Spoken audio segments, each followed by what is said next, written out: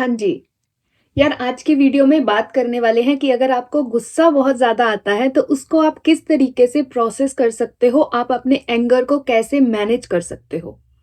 तो सबसे पहली चीज़ करने वाली तो यही है कि खुद के अंदर ना एक माइंडसेट शिफ्ट लेके आओ। जब भी हमें गुस्सा आता है ना, तो हम सामने वाले इंसान के ऊपर उसको निकाल देते हैं, लैश आउट कर जाते हैं और बाद में ना हम पछताते रहते हैं कि अरे मुझे ना वो चीज़ नहीं कहनी चाहिए थी।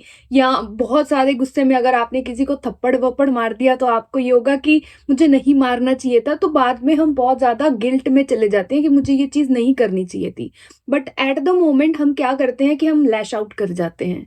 तो सबसे पहली चीज़ अपने दिमाग में एक माइंडसेट शिफ्ट लेके आना है, खुद से बोलना है कि ये जो एंगर आया है ना, ये जो बाहर वाले इंसान ने मुझे गुस्सा दिलवाया है, ये गुस्सा तो मेरे ऑलरेडी मेरे अंदर था, जो कि ट्रैप हुआ हुआ था फॉर एग्ज़ाम्पल, और वो बाहर आया है। बाहर वाला जो इंसान है वो तो बस एक ट्रिगर बना है, वो तो बस एक ज़रिया बना है इस गुस्से को बाहर निकालने के लिए। उसने ऐसा कुछ नहीं किया, अगर गुस्सा मेरे अंदर ही नहीं होता, तो बाहर कभी नहीं आता। चाहे कोई मुझे कुछ मर्ज़ी बोलता रहे, अगर मैं अंदर से बहुत ज़्यादा पीसफुल हूँ, तो मुझे गुस्सा दिलवाना पॉसिबल नहीं है। तो अगर गुस्सा मेरे अंदर आया है, तो ये कहीं न कहीं मेरे अंदर ही था। तो सबसे पहला माइंडसेट शिफ्ट, इससे क्या होगा कि सामने वाले इंसान से फ़ोकस हट जाएगा और सारा फ़ोकस आपके ऊपर आ जाएगा। सारा फ़ोकस इस चीज़ पे आ जाएगा कि मेरे पास अब कंट्रोल है। क्यों? क्योंकि आप अपने को पूरे तरीके से हैंडल कर सकते हो, आप खुद को पूरे तरीके से कंट्रोल कर सकते हो, आपके एक्शन, चॉइसेस, वर्ड्स, बिहेवियर सब कुछ आपके कंट्रोल में है। तो ये जो पहला माइंडसेट शिफ्ट है, ये क्या करेगा कि बाहर वाले इंसान से फ़ोकस उठा उठा के सारा फ़ोकस आपके ऊपर डाल देगा। और नंबर 2 पे हमने क्या करना है, अब अगर सारा फ़ोकस आपके ऊपर है, सारी चीज़ आपके अंदर है कि हाँ, ये गुस्सा मेरे अंदर ही था जो उठ के अभी बाहर आया है, आग बबूला मैं होके ऐसे पड़ा हुआ हूँ, तो अब मेरे पास अपॉर्च्युनिटी है कि क्या मैं इस गुस्से को सामने वाले इंसान पे एक्सप्रेस करूँगा या फिर मैं इस गुस्से को प्रोसेस करूँगा। मतलब मेरे पास अपॉर्च्युनिटी है इस टाइम कि मैं अपने गुस्से को प्रोसेस कर सकता हूँ, इसको रिलीज़ कर सकता हूँ विदाउट लैशिंग आउट और विदाउट मतलब expressing it on the other person.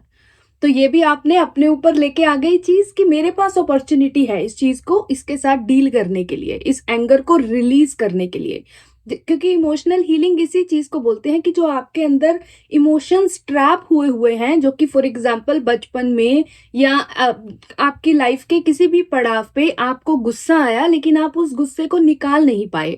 For example आपके बॉस ने आपको कुछ बोल दिया और आप वहाँ पे अपना गुस्सा निकाल नहीं पाए क्योंकि वहाँ पे गुस्सा निकालने के रेपरकशन थे, तो आपने उस गुस्से को सप्रेस कर दिया, अपने अंदर सप्रेस कर दिया।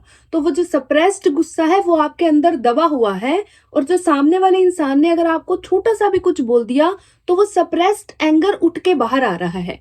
तो अब स्टेप नंबर 2 में आपने क्या बोलना है कि मेरे पास अपॉर्च्युनिटी मिली है। ये तो मतलब एक बहुत ही अच्छी बात हुई है कि सामने वाला इंसान एक ट्रिगर बना है और मेरे अंदर के गुस्से को वो ऊपर लेके आया है, सरफेस पे लेके आया है। तो अब मेरे पास अपॉर्च्युनिटी है कि मैं इस गुस्से को रिलीज़ करूँ और थोड़ी-सी अपनी हीलिंग करूँ, थोड़ी-सी अपनी इमोशंस की हीलिंग करूँ। तो नंबर 2 में भी सारी चीज़ आप खुद के ऊपर ले आए। और नंबर 3 पे यह अपने आप को ना बोलना स्टार्ट करो कि I have the power to choose, कि अब इस टाइम जब ये गुस्सा बिल्कुल ऊपर आ गया है और मेरे मतलब बॉडी पूरी ऐसे थरथरा रही है, गुस्से में क्या होता है कि फेस लाल हो जाता है, शायद किसी ऐसे लोग होते हैं जिनके हाथ शिवर करने लग जाते हैं। और सबसे पहला एक जो सिम्पटम होता है गुस्से का, वो ये होता है कि आपकी ब्रेथ बहुत ज़्यादा मतलब वो हो जाती है, चलने लग जाती है, बहुत हैवी ब्रीदिंग होने लग जाती है। तो ये कुछ सिम्पटम्स हैं जो बॉडी पे आते हैं, जिससे कि आप पता कर सकते हो कि हाँ, अब मुझे बहुत ज़्यादा गुस्सा आ रहा है, ठीक है?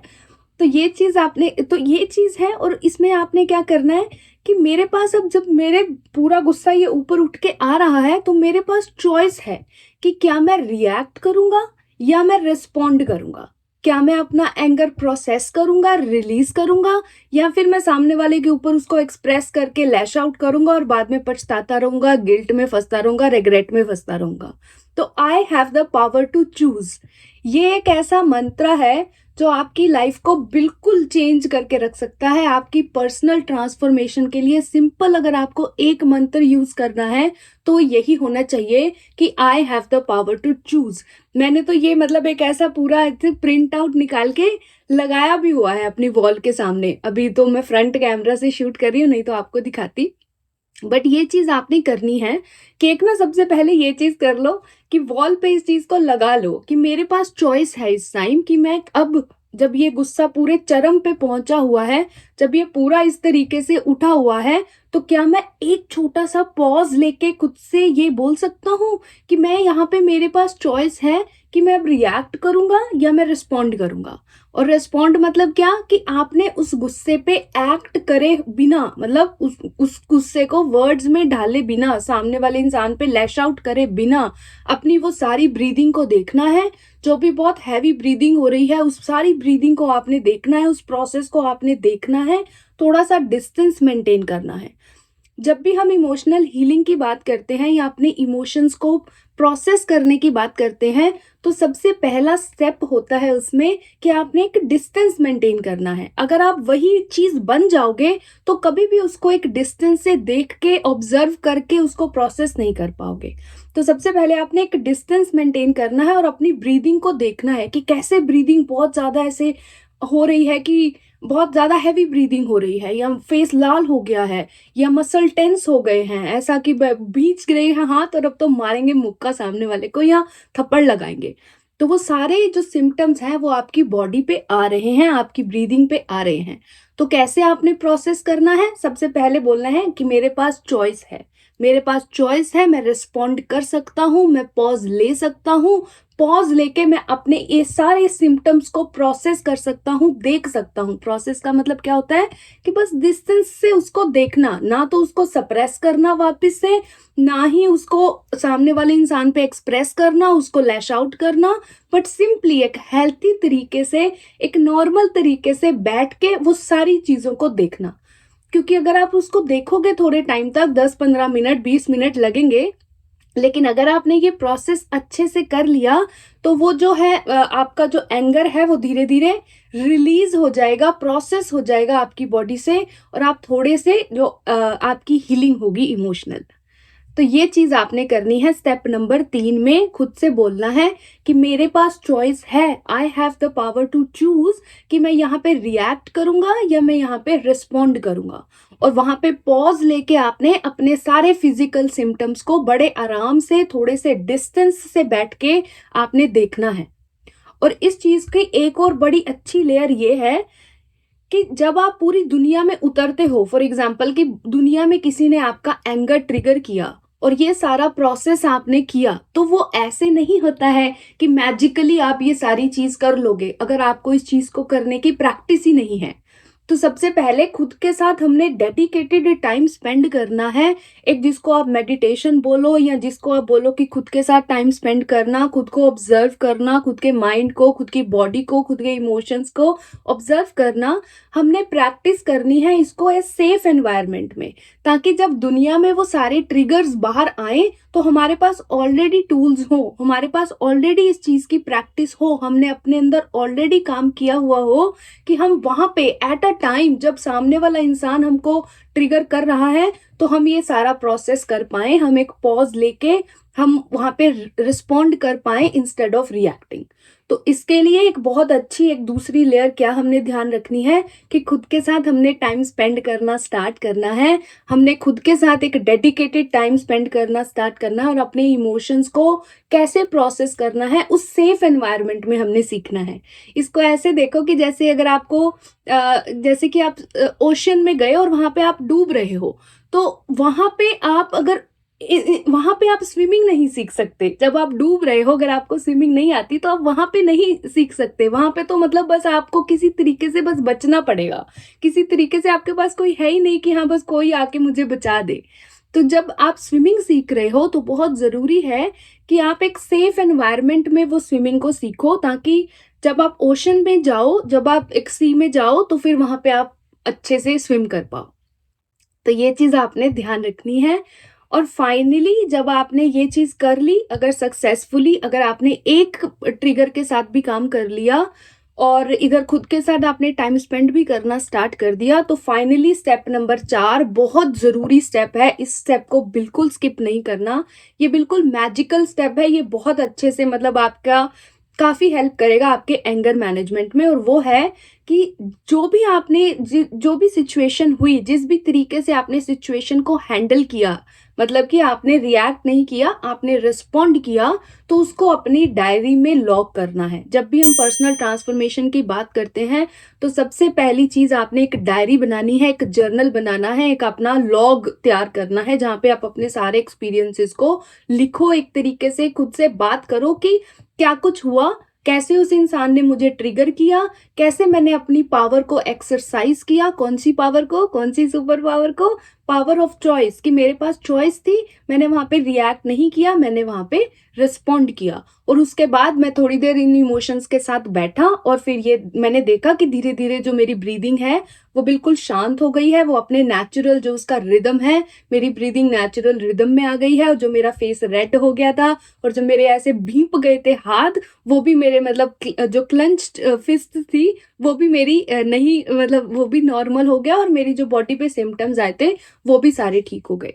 तो मैंने जब इस चीज़ को आपने जब इस चीज़ को अपनी डायरी में लिखना है तो वो एक तरीके का एविडेंस तैयार हो जाता है, वो एक तरीके का प्रूफ तैयार हो जाता है कि मेरे पास कंट्रोल है। सच में मेरे पास ये चीज़ कंट्रोल है कि मैं अपने एंगर को इस तरीके से भी डील कर सकता हूँ। सिर्फ एक ही तरीका नहीं है, सामने वाले इंसान पे लैश आउट करने का ही एक सिंपल तरीका नहीं है, ये भी एक अच्छा हेल्थी तरीका है। और जब आपके पास इनफ एविडेंस तैयार हो जाएंगे, 20 to 21 एविडेंस फॉर एग्जाम्पल, आपने लॉक कर दिया, आपने अपने ट्रिगर्स को लॉक किया, आपने देखा, उस चीज में लिखा कि हाँ कैसे मैंने इसको हैंडल किया, तो फिर आपके माइंड के पास एक प्रूफ तैयार हो जाता है कि हाँ ये बंदा कर सकता है ना, कि हाँ मैं कर सकता हूँ, मेरे अंदर कैपेबिलिटी है। तो वो जो फोर्थ स्टेप है वो बहुत जरूरी है, बहुत नेसेसरी है कि आपके माइंड को एक एविडेंस दिखाया जाए, एक प्रूफ दिखाया जाए कि हाँ इस तरीके से भी चीजों को करके एक मतलब आपको अच्छा भी फील होगा। और फाइनली उसमें ये भी जरूर लिखना कि इस सारे एक्सपीरियंस से आपको अच्छा मतलब कैसा फील हुआ। जब पहले आप लैश आउट करते थे, जब पहले आप किसी इंसान को ऐसे बोल देते थे, तो उसके बाद रिग्रेट में फंसते थे, गिल्ट में फंसते थे, शेम वाले इमोशंस आते थे। और अब जब आपने अच्छे से इस पे रिएक्ट नहीं किया, इसको रिस्पॉन्ड किया अपने अपने हिसाब से, मतलब आपने चीज़ों को अपनी फ्री विल को आपने एक्सरसाइज करके आपने वहां पे चूज किया, तो एट द एंड आपको बहुत ज्यादा अच्छा लगा, आपको खुद पे प्राउड हुआ और आपको मतलब अपने बारे में एक अच्छी मतलब एक इमेज आपकी रेडी होनी स्टार्ट हुई कि हाँ मैं ये चीज भी कर सकता हूँ, मेरे बस में भी हैं चीजें।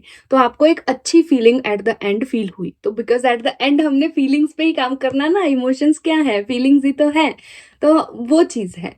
तो ये फोर्थ स्टेप आपने बिल्कुल स्किप नहीं करना और ये चारों की चारों चीजें आपने करनी है।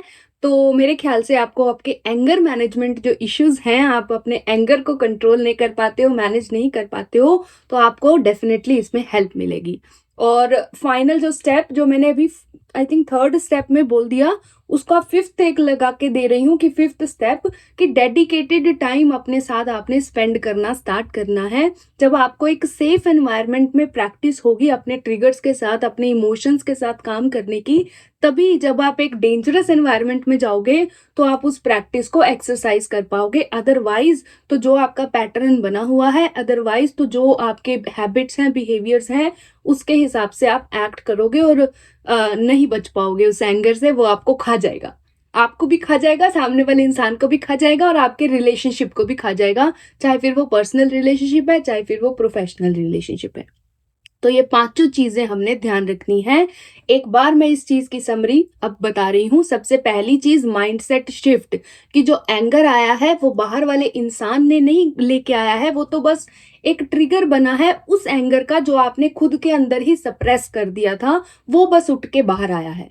नंबर 2, अब मेरे पास अपॉर्चुनिटी है, खुद को बोलो, ऐसे बोलना होता है खुद को, मतलब कि वर्बली बोलना होता है अच्छे से, कि मेरे पास अब अपॉर्चुनिटी है कि जो ये सप्रेस्ड एंगर था मेरे अंदर, जो कि मेरी लाइफ को हेल बनाए हुए था, जो कि मेरे को मतलब एज अ मिजरेबल बनाए हुए था, कि मेरे पास तो कोई कंट्रोल ही नहीं है, अब मेरे पास अपॉर्चुनिटी आई है, एंगर उठ के बाहर आया है।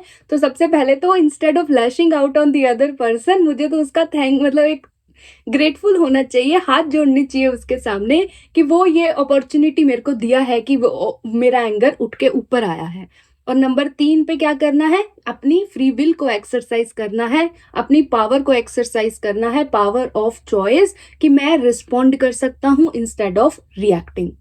और नंबर 4, जो भी आपका प्रोसेस था, जो भी जिस भी तरीके से आपको फील हुआ, जो भी एक्सपीरियंस हुआ, वो सारा आपने अपनी डायरी में लॉग करना है, और फाइनली लिखना है कि ये सारे एक्सपीरियंस से आपको फील कैसा हुआ, how did it made you feel. अपनी फीलिंग को बहुत अच्छे से आपने लिखना है। और नंबर 5 में क्या हो गया, कि खुद के साथ हमने टाइम स्पेंड करना स्टार्ट करना है, डेडिकेटेड टाइम स्पेंड करना स्टार्ट करना है। क्यों? ताकि वो सेफ एनवायरनमेंट में आपको जब तैयारी होगी, जब आप पूरे तरीके से आपको प्रैक्टिस होगी, तभी आप एक डेंजरस एनवायरनमेंट में जाके उस चीज को इम्प्लीमेंट कर पाओगे, नहीं तो कोई तरीका नहीं है। तो इस वीडियो में मुझे सिंपली इतना ही बोलना था। Thank you so much for watching this video and I will see you soon in the next one. Bye bye.